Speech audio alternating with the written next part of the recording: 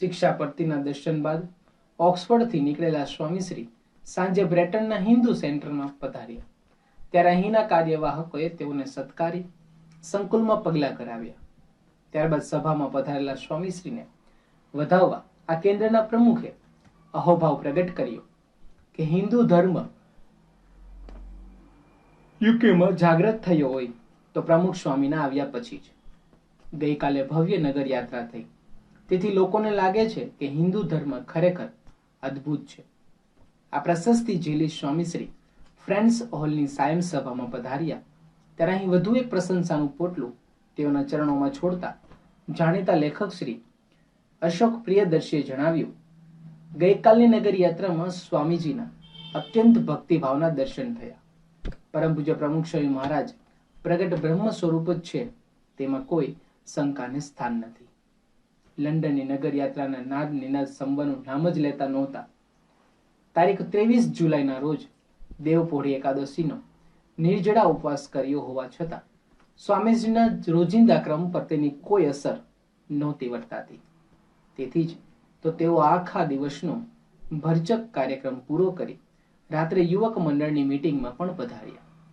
અત્રે યુવાનોને અમૃતપાન કરાવતા તેઓએ જણાવ્યું, આપણામાં શિસ્ત, નિયમ ધર્મ, એકતા, એક જ ગુરુ યોગીજી મહારાજ છે, એટલે કાર્ય સરળ ને સારું દેખાય છે. આપ એક અવાજે સાથ આપો છો, તેથી બીજાને ગુણ આવે છે. ક્યાંય ડાઘ ન પડે તેની સાવધાની રાખવી, સંપ સંગઠન રહે તે માટે દરેક પ્રત્યે ઉદારતા રાખવી, ગમે તે કહી જાય તો આપણે આત્મા અક્ષર છીએ એમ માનવું, સાંભળનારે સુધરવા પ્રયત્ન કરવો, કહેનારે સોરી કહીને ભૂલ કબૂલી લેવી.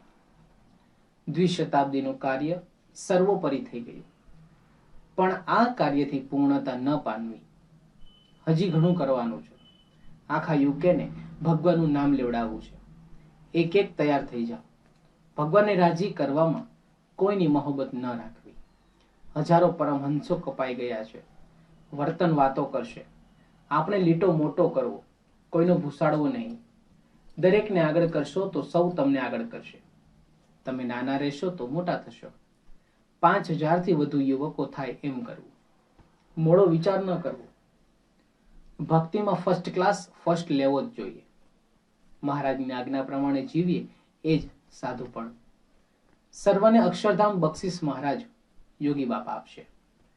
સ્વામીશ્રીની અમૃતધારા આજે જે વ્યક્તિ વહી રહી તે જોઈ કોઈને જણાયું જ નહીં કે તેઓ નિર્જળા ઉપવાસની રાત્રે બોલી રહ્યા છે.